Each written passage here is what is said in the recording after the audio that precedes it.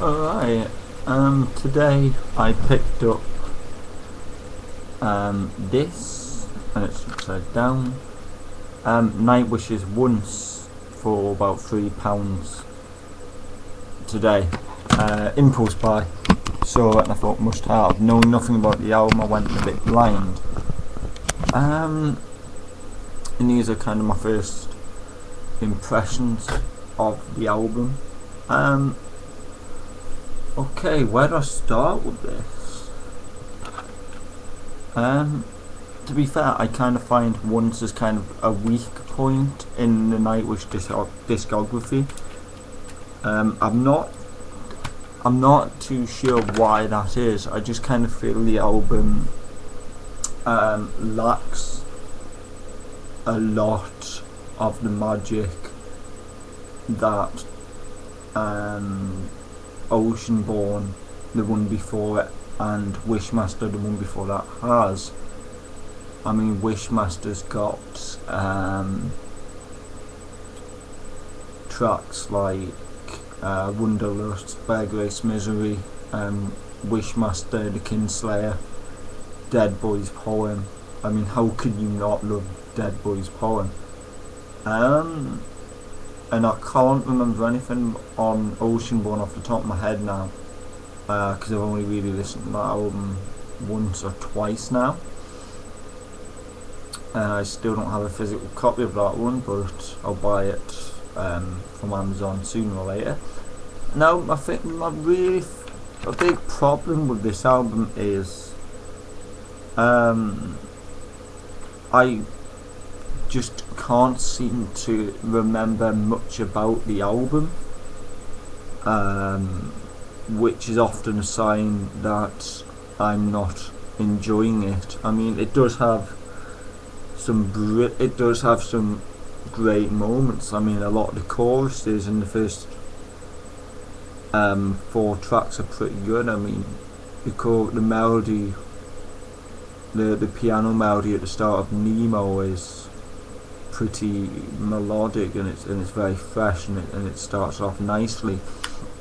My biggest problem with that track is it just dives into pretty much being one of the worst Nightwish songs that's ever been written. I don't particularly enjoy that one, minus the chorus, at all. I Wish I Had an Angel. The chorus, like I say, is good, but it's just bogged down by a very, very bad drum sound, a very irritating drum machine on that track. I mean, I don't see why the drummer couldn't actually play the tracks. It didn't sound that complicated to me. Planet Hell, not my thing. It's over the top, it's symphonic, and it's huge in scope, but I kind of feel that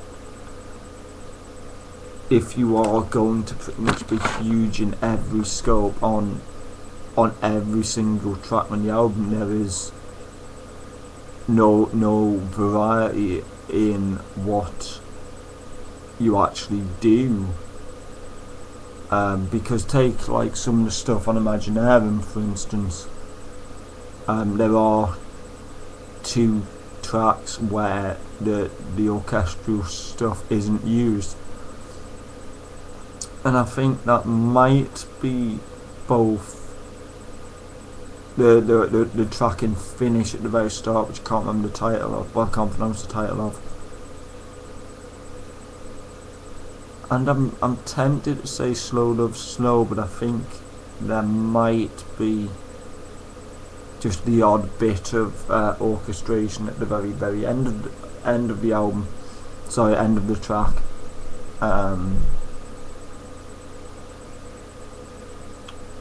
I know I'm actually comparing Once to the latest album, but that's because I kind of feel that it's pretty much the start of where his mind was kind of going with the whole I want to do something with an orchestra, I want to do something that's just big and pompous and grandiose and just massively over the top.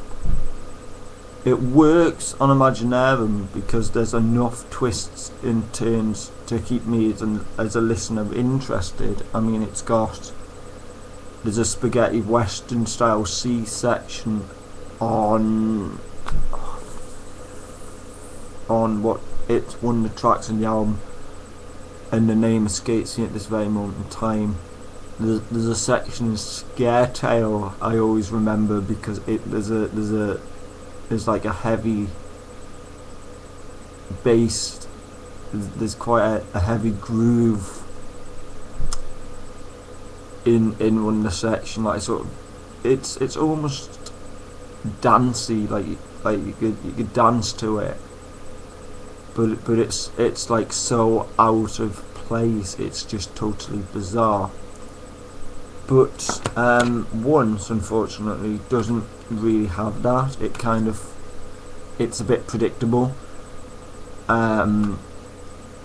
Seeing as I'm now thinking with every track, I bet it's now going to do this, and it does. It's kind of like every time when I listen to an Iron Maiden song for the first time, especially when Final Frontier came out, there was a time on the Talisman,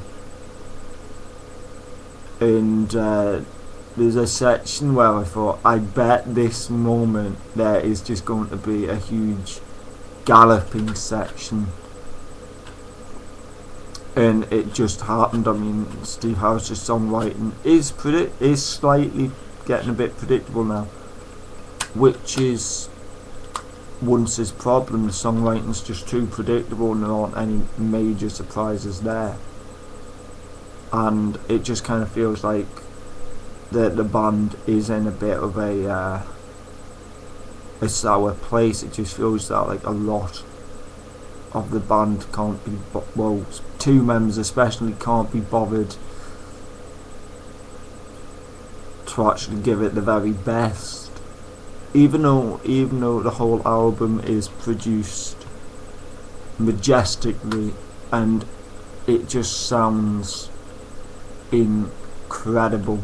You know, that's one thing I like about Nightwish's albums. The production is always top notch, even though there's like hundreds of things going on. You've got an entire philharmonic, the London Philharmonic Orchestra in there who recorded Lord of the Rings, and recorded the music for Lord of the Rings.